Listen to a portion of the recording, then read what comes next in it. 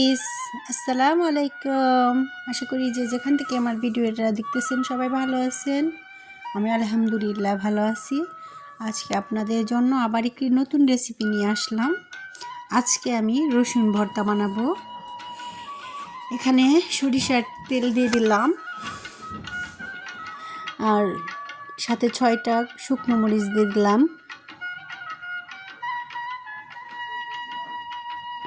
এই মরিচগুলো সুন্দর করে আমি ভেজে নেব মুচমুচে করে।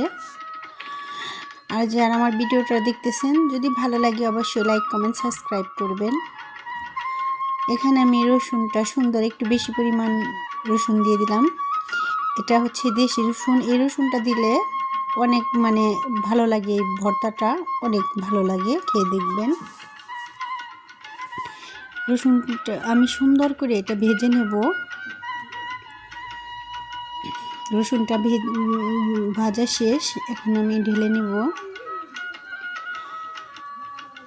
আর এখানে আমি কিছু জিরা আর হচ্ছে কালো জিরা দিয়ে দিব।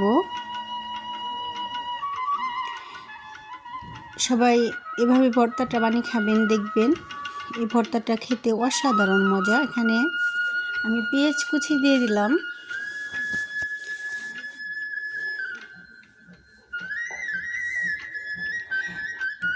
সুন্দর করে এটাও আমি লাল করে ভেজে নিলাম। আমি এখন একটি প্লেটে উঠিয়ে নেব।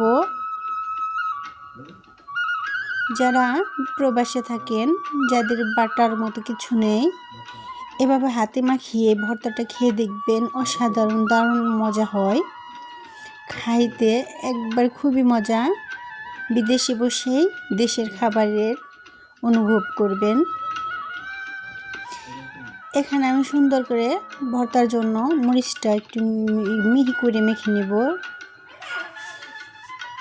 এভাবে এই ভর্তাটা হাতে মাখিয়ে বানালে অনেক মজা হয়।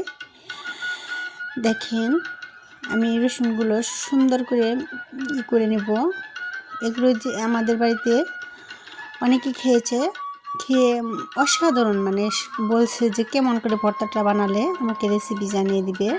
আমি বলছি আমার ভিডিওতে আছে, তোমরা দেখে নিও, আজকে ছাড়বো। আর যারা আমার আদরের ভাই বোনেরা এখন আমাকে সাবস্ক্রাইব করেন নাই, অবশ্যই সাবস্ক্রাইব করে পাশে থাকবেন, ইনশাআল্লাহ আমিও থাকবো। ভর্তাটা এই যে এখানে পেঁয়াজ কুচিটা আমি ভেজে নিয়েছিলাম, দেখেন এটা দিয়ে মাখিয়ে নেব। আর একটা ভালো স্মেলের জন্য কিছু ধনিয়া পাতা সাথে পেঁয়াজ কুচি আমি দিয়ে দেব। এভাবে ভর্তাটা বানিয়ে খেলে দারুণ দারুণ মজা হয়। এ ভর্তাটা খুদের ভাত, খিচুড়ি, তারপরে চাপড়ি, গরম ভাত সব কিছু দিয়ে খেতে পারবেন। এটা একবার বানিয়ে খেলে সব সময় খাইতে চাইবেন। মাছ মাংসকে হার মানাবে এই ভর্তাটায়। এভাবে ভর্তা বানিয়ে খাবেন। আর যারা এ পর্যন্ত আমার ভিডিওটা দেখতেছেন, আশা করি সবাই আমার ভালোবাসার মানুষ। আপনারা সুন্দর সুন্দর কমেন্ট করে আমাকে আপনাদের ভালোবাসাটা দিবেন।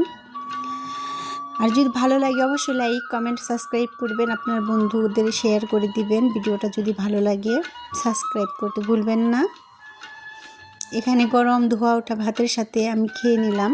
হ্যাঁ, এভাবে দেখবেন যে কোনো ভর্তা পাঠায় বেটে কিংবা যে কোনো জায়গায় ভর্তা বানালে ওইটার মধ্যে ভাত মাখিয়ে খেতে কিন্তু দারুণ মজা লাগে। এখনও জিভে জল আসতেছে।